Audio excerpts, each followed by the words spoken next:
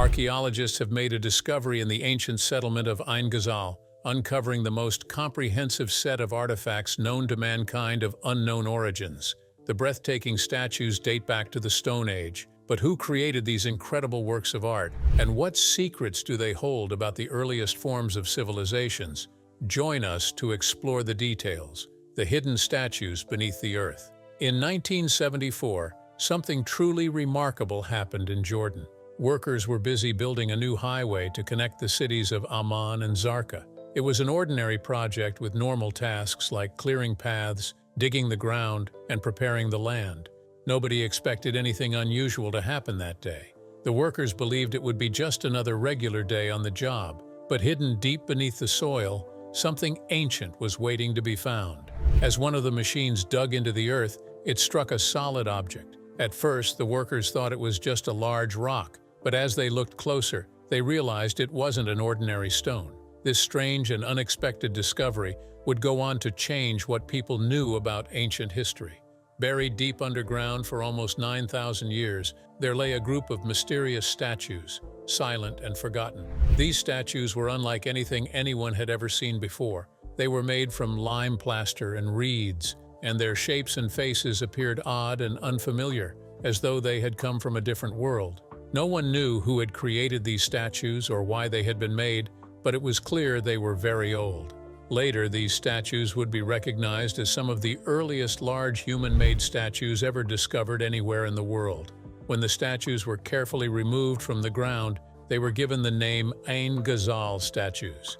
This name came from the place where they were found, an ancient site called Ayn Ghazal, which was located close to the city of Amman. The discovery of these statues quickly caught the attention of researchers, scholars, and archaeologists everywhere.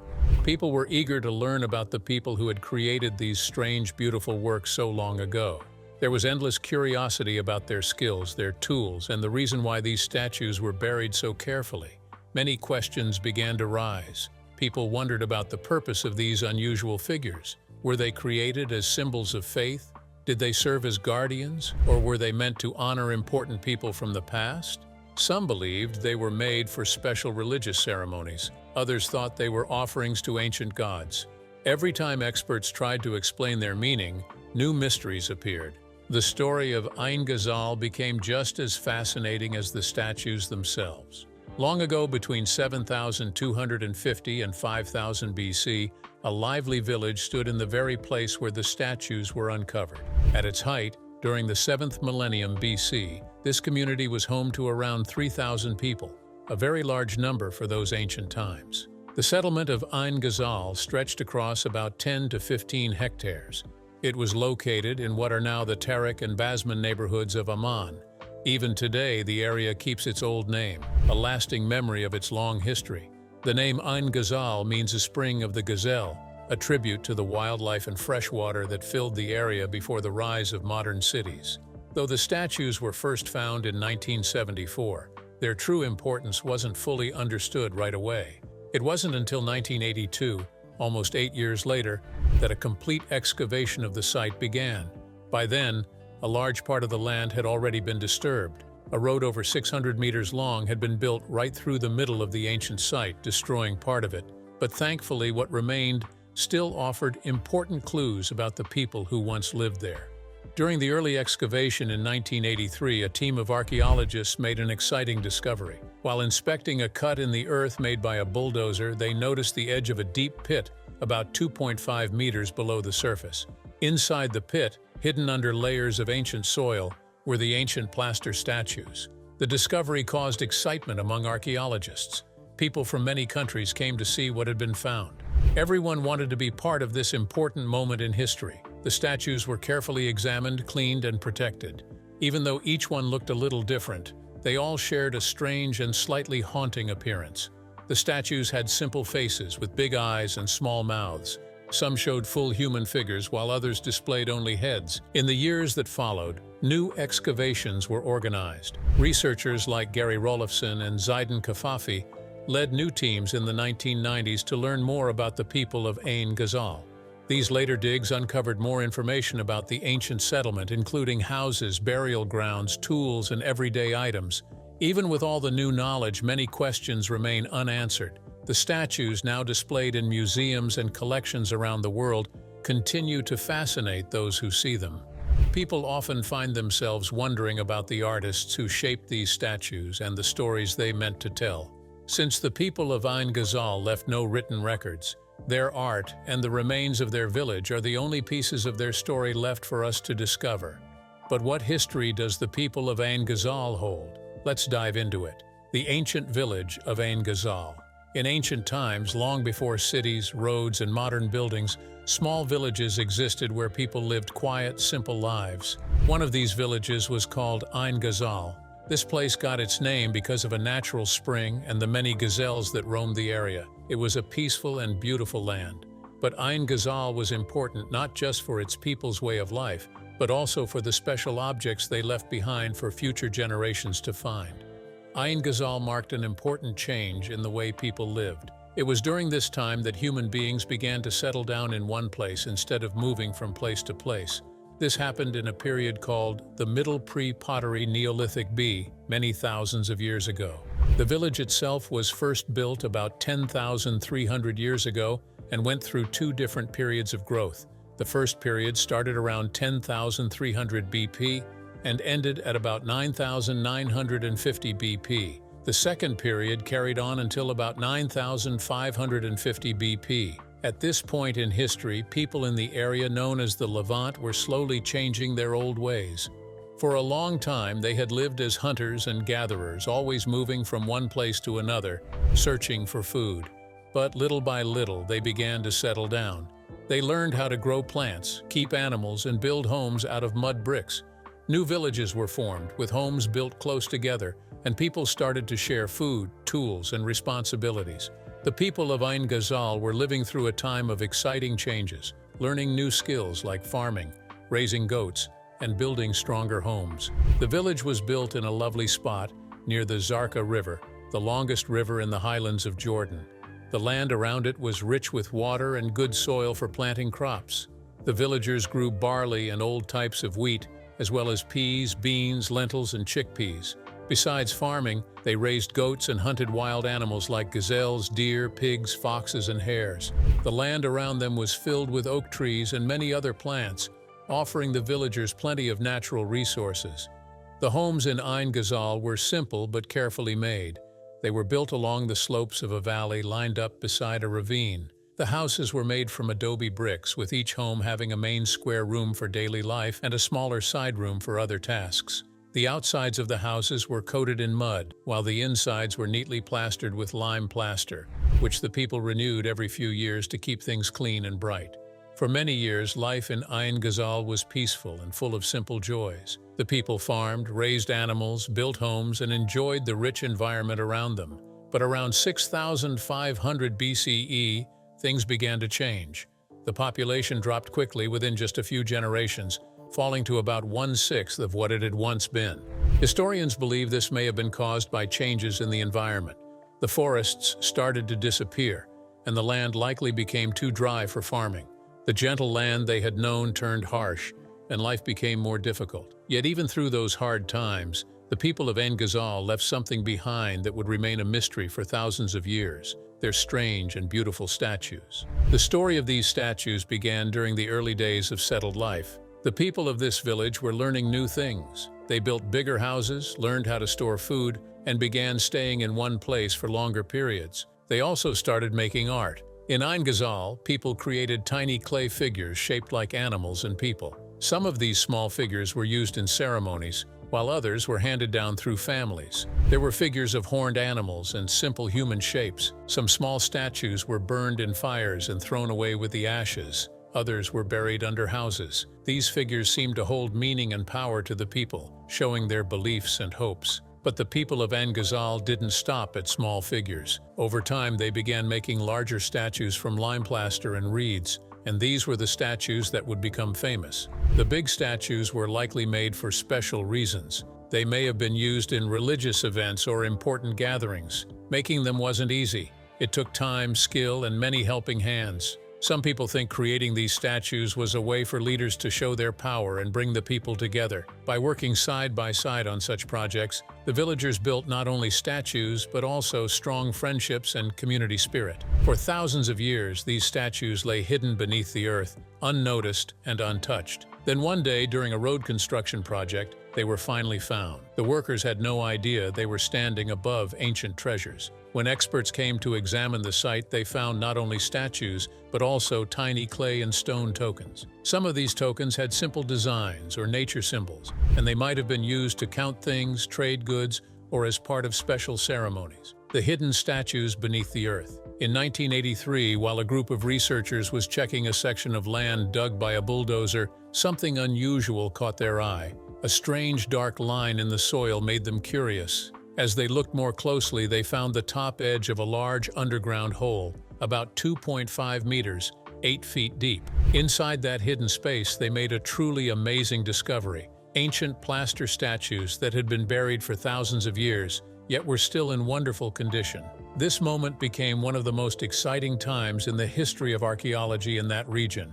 The excavation was led by Gary O. Rolifson in 1984 and 1985. More careful digging was done later by Rolifson and Zaidan Kafafi between 1993 and 1996. What they found amazed everyone. In total, they uncovered 15 complete statues along with 15 busts, which showed just the heads and shoulders. The statues had been carefully placed in 2 underground pits, showing that this wasn't done by accident. The discovery became even more interesting when experts realized the 2 pits were made hundreds of years apart. This showed that the tradition of making and burying these statues continued for a very long time. Each statue was hidden beneath the floors of abandoned homes, keeping them safe for thousands of years. Because of this, the statues were much better preserved than similar ancient artifacts found in nearby places like Jericho and Nahal Hamar, where most statues were broken into pieces. The archaeologists were very gentle and cautious as they removed the statues from the earth.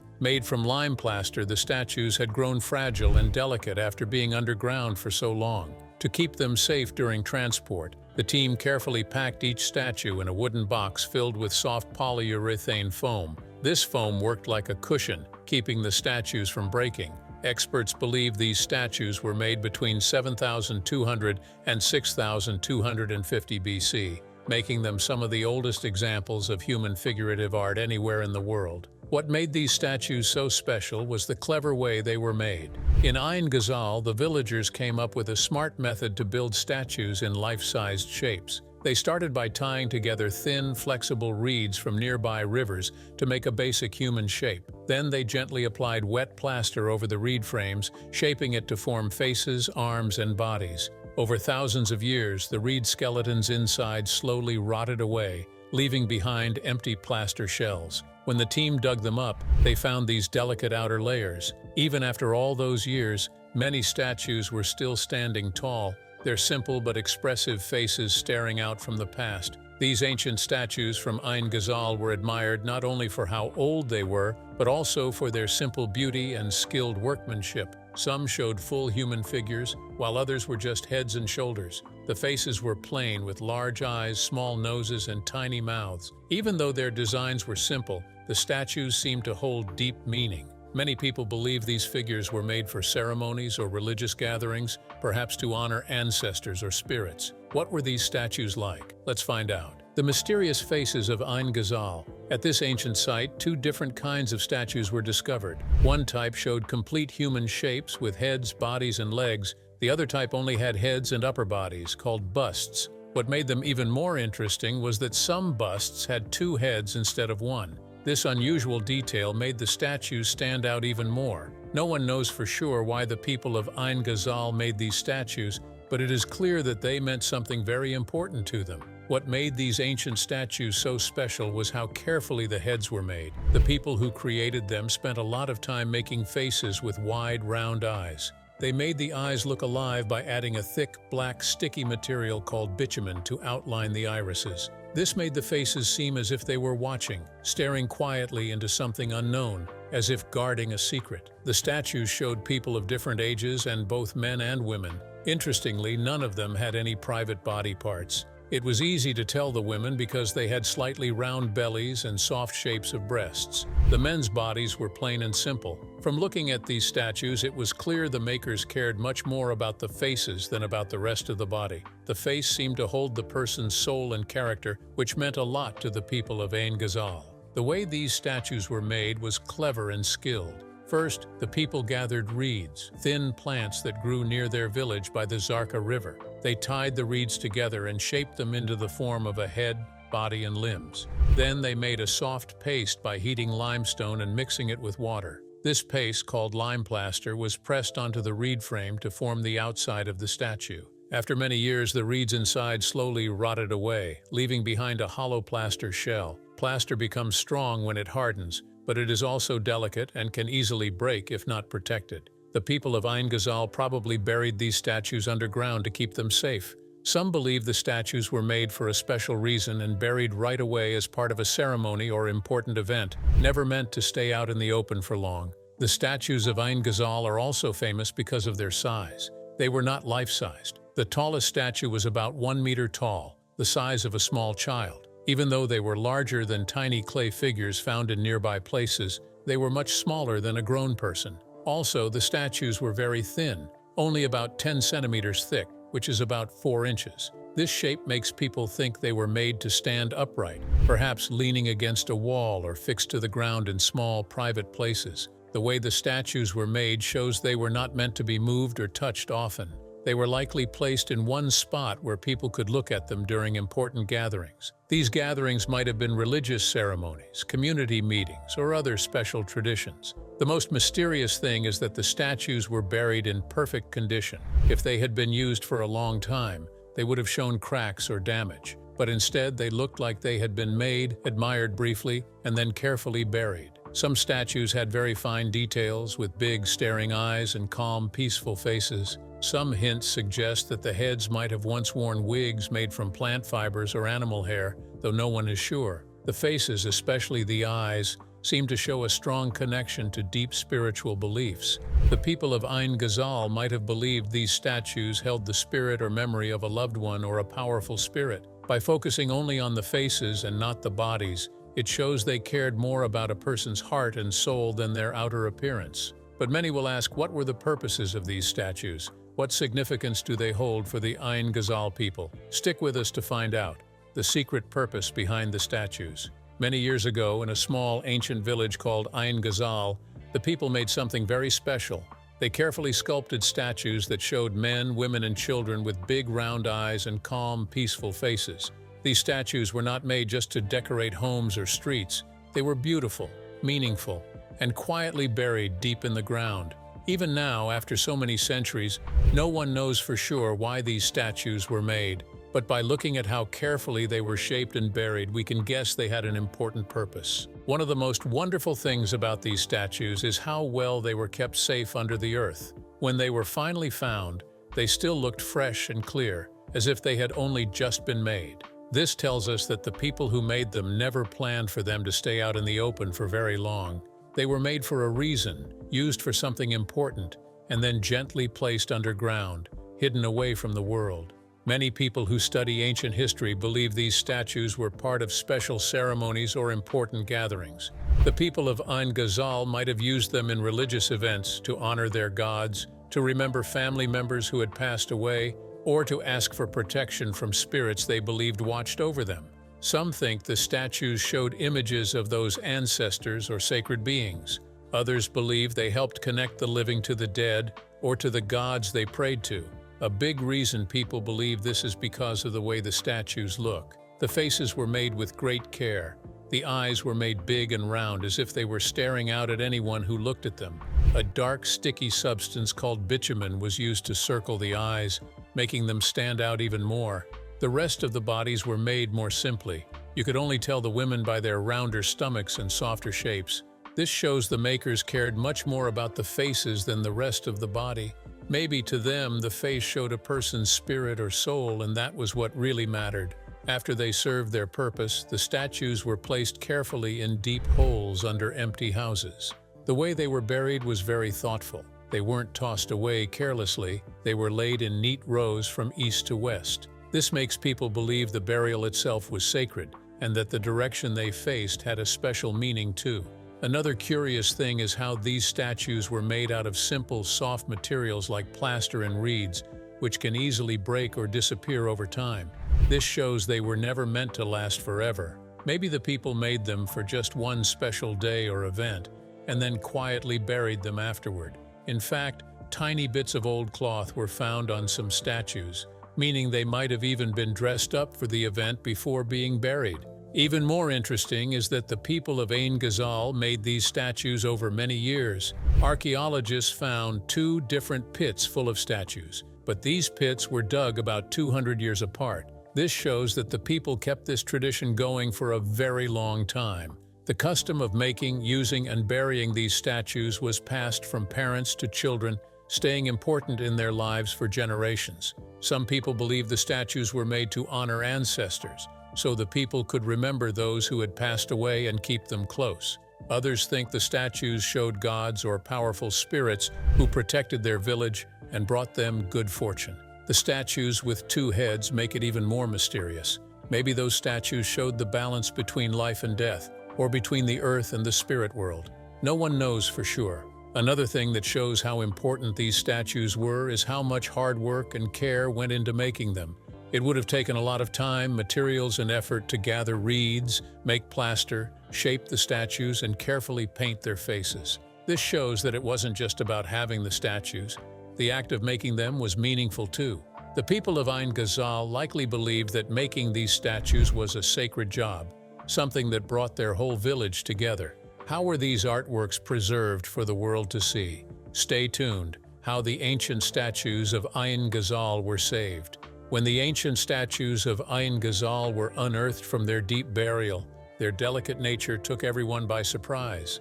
These mysterious figures, made from soft plaster and reeds, had been hidden away for thousands of years. The earth had kept them safe for so long, but once brought out into the open, they became very fragile. A small touch, a slight shake, or a tiny movement could easily cause them to crack or fall apart. The people who discovered them knew they had to act quickly and gently to save these precious treasures. Plaster that has been buried for such a long time is very weak. It becomes crumbly, thin, and soft. Any careless handling could destroy it forever. This made it a big challenge to keep the statues safe. The experts understood that without careful attention, these beautiful ancient works could be lost. So as soon as they were dug out of the ground, a team of experienced conservators got to work. These were people trained to care for delicate old objects, and they moved swiftly but gently to protect the statues. After their discovery, the statues were divided into 2 groups.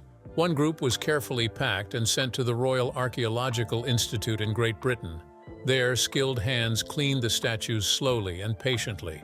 They used soft brushes and gentle tools, making sure not to harm any part of the surface.